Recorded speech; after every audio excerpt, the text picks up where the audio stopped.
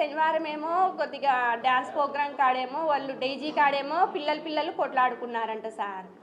అరుచుకున్నారని మేము పోయి పెద్దలం పోయి మందిచ్చి వచ్చినాం అంతే. తల్లిదండ్రులం పోయి ఇద్దరం పోయి అరిచి వచ్చినాం. ఏమిరా మీకు పిల్లోళ్ళతో ఏం పని అని అరిచి వచ్చినాము. ఆ రాత్రికి పోయినారు. మళ్ళీ మరుసటి రోజు వస్తారని మాకు తెలియదు అవన్నీ. మళ్ళీ మరుసటి రోజు వచ్చి ఇంకా మేము లేము ఇంటి దగ్గర. పిల్లోనికి ఏమో ఫోన్ చేసి రారా నిన్న కాదురా నువ్వు తొడకొచ్చింది, నువ్వు మీ అమ్మ పుట్టినోడు అయితే ఈ ఉద్దు తొడకరారా మీ నాయన్ను అని ఫోన్ చేసి బెదిరిస్తానన్నానా అని ఫోన్ చేసినాడు పిల్లగాడు. సరేలే నాయన మేము పలానా సాటు ఉండం కదా వస్తానంలే మాట్లాడతాంలే అని మేము పోయినాము. పోతే అప్పటికి ఇంకా వాళ్ళు వచ్చినారు ఇంటి మీదకి. మాట్లాడుతా అంటేనే కత్తులు తీస్తున్నారు, వాళ్ళు రాళ్ళు వేస్తున్నారు. మా చేతులారా మేము పోరాడినాము, మా చేతులలో ఏం లేవు, మా చేతైనంత వరకు పోరాడినాం. మాకు దెబ్బలు తగిలినాయి, వాళ్ళకు దెబ్బలు తగిలినాయి. తర్వాత మళ్ళీ పోలీసు వాళ్ళకు ఫోన్ చేసింటే గంట తర్వాత వచ్చినారు. అంబులెన్స్కి ఫోన్ చేసినాము, అంబులెన్స్ కూడా గంట పట్టింది వచ్చేదలిక, అంబులెన్స్ వచ్చేదలిక కూడా. మళ్ళీ వాళ్ళు ఈ దెబ్బలు తగిన వాళ్ళు పోయినారు మాకంటే ముందుకే పోయి రిమ్స్లోనేమో అడ్మిట్ అయ్యి ఉన్నారు వాళ్ళేమో. మేము పొగతలికేమో పోయినారు వాళ్ళే రిమ్స్లో. పోయేదలిక మేము మా ఆయన కూడా అందరూ పోలీసు వాళ్ళు తొడకపోయినారు వీళ్ళని కూడా.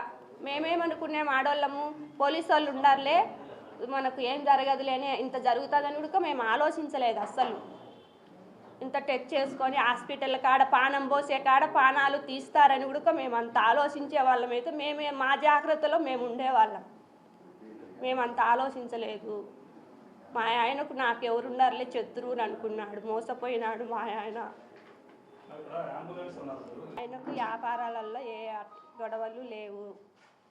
ఆయన గుద్ది ఆయన సంపాదించుకొని తెలుగుదేశం వాళ్ళ తిట్టు సరిపోదనేం లేదు, వైఎస్ఆర్లోనేం లేదు, తెలుగుదేశం వాళ్ళు అనేది ఏం లేదు. ఎవరితోనైనా కలిసిపోతాడు. వ్యాపారాలు అన్నాక వాళ్ళతో మాట్లాడతాడు, వీళ్ళతో మాట్లాడతాడు, సెంటర్ వీళ్ళు చేస్తా ఉంటాడు.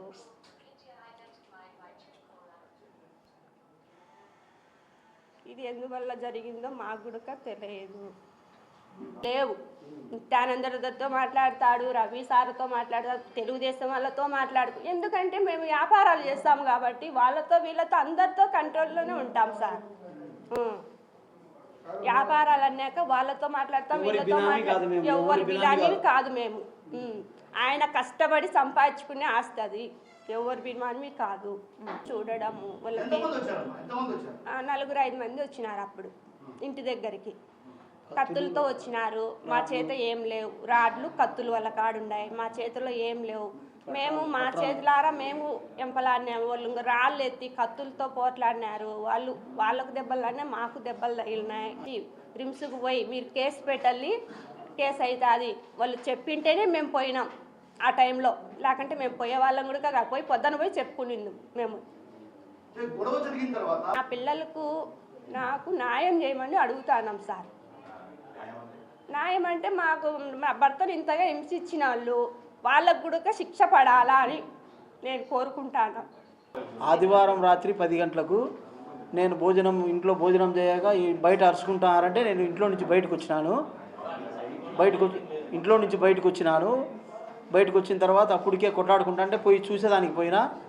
ఆడ నుంచి 2 వ్యక్తులు వచ్చి మా పిల్లోని నరిచినారని అరుచుకుంటా అంటే ఆడ నుంచి మేము వాళ్ళ 2 వ్యక్తులు దాడి చేసిన వ్యక్తులను తీసుకొని వచ్చి ఆమె పోలీసు వాళ్ళకి అప్పగియాలంటే వాళ్ళు ఈ 5 నిమిషాల్లో చంపుతాను మాకు వదిలితే 5 నిమిషాల్లో చంపుతానని 2 వ్యక్తులు ఆమెను పట్టుకుని మేము చెట్టుకు ఏదో ఒకటి తీసుకొని వచ్చి కట్టేసి పోలీసు వాళ్ళకి అప్పగియాలంటే వాళ్ళు ఇదిలించుకొని వాళ్ళు ఫోన్లు చేసుకొని మళ్ళీ 4 మనుషులను పిలిపించుకున్నారు. ఆ 4 వస్తానే వీళ్ళు అందరినీ ఇడిపించుకొని అందరినీ భయభ్రాంతులు చేసి కత్తులతో కట్రాళ్ళు ఎత్తినారు. మా ఇంటికనే కట్రాళ్ళు చెట్టుకు చుట్టూ కట్రాళ్ళు రాళ్ళు పెట్టుకుంటాం కదా, ఆ రాళ్ళు తీసుకొని ఇంత రాళ్ళు ఎత్తి వేసి ఎవరన్నా పోనీలు అయ్యోలో పాపం అన్నోళ్ళని కూడా ఒక ఆయమను ముసలామను దొబ్బినారు. ఆమెకు నడుములు ఇరిగినాయి.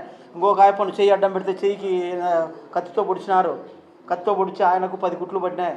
తర్వాత నేను పోతే నన్ను కింద వేసి దొబ్బి నా మీద ఎక్కి ఈడ పొడిచినారు, అరిచేతిలో ఇక్కడ పొడిచినారు, ఇక్కడ కాలుకు గాయమైంది నాకు. తర్వాత ఈమెకు కట్రాయి వేసినారు, మా అన్న మీద వేసినారు. ఆడ నుంచి మేము 108కి ఫోన్ చేస్తే అది గంటన్నరకు వచ్చింది.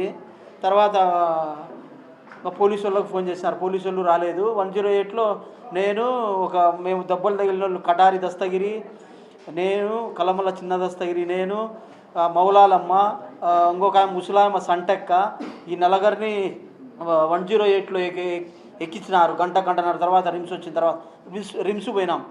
రిమ్స్ పోయిన తర్వాత వాళ్ళు ఆల్రెడీ మమ్మల్ని చంపేదానికి వచ్చిన వాళ్ళు ఆల్రెడీ ఉన్నారు రిమ్స్లో, ఓపీలో. మేము ఉండాం అదే రూమ్లో, వాళ్ళు ఒక రూమ్లో ఉన్నారు, మేము ఒక అదే రూమ్లోనే ఉండాం. వాళ్ళందరూ మమ్మల్ని చూసినారు. మేము ఆరోగ్యం చూపించుకుంటాము, దెబ్బలు చూపించుకున్నాము, ఓపీలు రాపించుకున్నాము. ఇంకా మాకు ఎక్స్రేలు తీపించుకొని రాకుండా అన్నాడు. అందరికీ ఎక్స్రేలు తీపించినాడు. మా అన్న తీపించినాడు. ముందు అందరికీ చూపించిన తర్వాత ఓపీలో నుంచి బయటకు వచ్చినాం. బయటికి ఒక 500 అడుగులు నడిచి వచ్చానే చెట్ల పొదల్లో నుంచి వచ్చి సడన్గా వచ్చేసినారు. సడన్గా వచ్చి కత్తులతో ఒక నిమిషంలోనే కత్తులతో పొడిచినారు. అందరు చుట్టుకొని 5 మంది చుట్టుకొని పొడిచినారు. నేను అడ్డం పోతే నన్ను పొడిచినారు. నాకు 8 కత్తిపోట్లు. మా అన్న ఒరిగిపోయినాడు. ఒరిగిపోతానే నేను ఇంకా తప్పించుకోవాలని పరిగెత్తిన. నన్ను పొడిచినారు. పొడిచిన తర్వాత మా కోసం మా బంధువులు వాళ్ళు వీళ్ళు మా వెనకమ్మడి వచ్చిన వాళ్ళు కూడా భయభ్రాంతులై పరిగెత్తినారు. 20 మంది దానా మా వాళ్ళు, మా వెనకమ్మడి వచ్చిన వాళ్ళందరూ 20 మంది మా కత్తిపోట్లు చూసి వాళ్ళు భయపడి వెళ్ళిపోయినారు, పరిగెత్తిపోయినారు. నన్ను పొడిచినారు. నన్ను పొడిస్తే నేను పరిగెత్తినా కదా, ముబ్బులో ఆ చీకట్లో కనపరానని బైక్తో ఎమ్మడిచ్చి బైక్ తగిలిచ్చి మళ్ళీ బైక్ తగిలిచ్చి మళ్ళీ గుద్దడము, పిడిగుద్దులు, కత్తిపోట్లతో పొడిచినారు. వాళ్ళ బైక్ మీద నేను ఒరిగితే కత్తిపోట్లు పడినాయి చుట్టూ, అవి లోపలికి పోలేదు. అందుకు నేను బతికిపోయినా. అది జరిగింది. పేర్లు అయితే తెలియదు. రాజారవి గ్యాంగు, చెన్నూరు గ్యాంగ్ అంట. అలంకాన్పల్లెలో గ్యాంగు, వెంకటేశు, మనోహరు, ఆనందు, వీళ్ళని పేర్లు తెలుసు. ఇంకా వీళ్ళ గ్యాంగులో ఎంతమంది ఉన్నారో చుట్టూ అలంకాన్పల్లె చుట్టూ ఉన్నారు. చెన్నూరులో నుంచి వచ్చి అలంకాన్పల్లె సెటిల్ అయ్యి వీళ్ళు ఆ బుద్ధుడికే 4 గలాటలు చేసినారు. మాది 4వ గలాట. ముందు ఒకరిని కొట్టినారు గంగమ్మ జాతరలో. అతనికి కుట్లు పడినాయి. వాళ్ళు మళ్ళీ కేసు పెడితే కొడతామంటే వాళ్ళు భయపడి కేసు పెట్టలేదు. మా మనుషులను కూడా భయపడిచ్చినారు. ఆ బుద్ధి నైట్ ఇంటికి వచ్చింటే మీరు ఏమన్నా కేసు గీసి పెడితే కన్నా మళ్ళీ మిమ్మల్ని కూడా చంపుతామని మా వాళ్ళతో భయపడిచ్చినారు. వాళ్ళు భయపడి మాకు వచ్చి చెప్పుకున్నారు. ఇట్లా మళ్ళీ భయపడిస్తున్నారు, మేము సాక్ష్యం చెప్తే మమ్మల్ని చంపుతారని. ఇంకొక పిల్లోడు సిద్ధయ్య అనే పిల్లోడు, మాకు ఈడ కత్తితో పొడిచి గాయాలు చేసిన పిల్లోడు సంతకం పెట్టమని పరారై ఇంకా వాళ్ళ ఊరికి వెళ్ళిపోయినాడు. మైదుకూరు కాడ పల్లెకి వెళ్ళిపోయినాడు. ఈ బుద్ధుడికి కూడా రాలే, వాళ్ళ ఏటుకు భయపడి. అది జరిగింది. కత్తులతో పొడిచినారు. మా అన్నను మళ్ళీ మేము పరిగెత్తినా కదా, నేను మళ్ళీ వెనక్కి వచ్చి ఎతుకులాడుకునే తల్లికి 10 నిమిషాలు టైం పట్టింది. ఎవరు అంబులెన్స్ని పిలిచినా రాలే. ఎవరు రాలే. మేము అందరం 4 కలిసి పట్టుకొని పోయి కాళ్ళు ఒకరు, చేతులు ఒకరు, 4 ఎత్తుకొని పోయి ఆడ రిమ్స్లో కెత్తకపోతే తల్లికి చనిపోయినాడు. అది ఆడ రియల్ జరిగింది.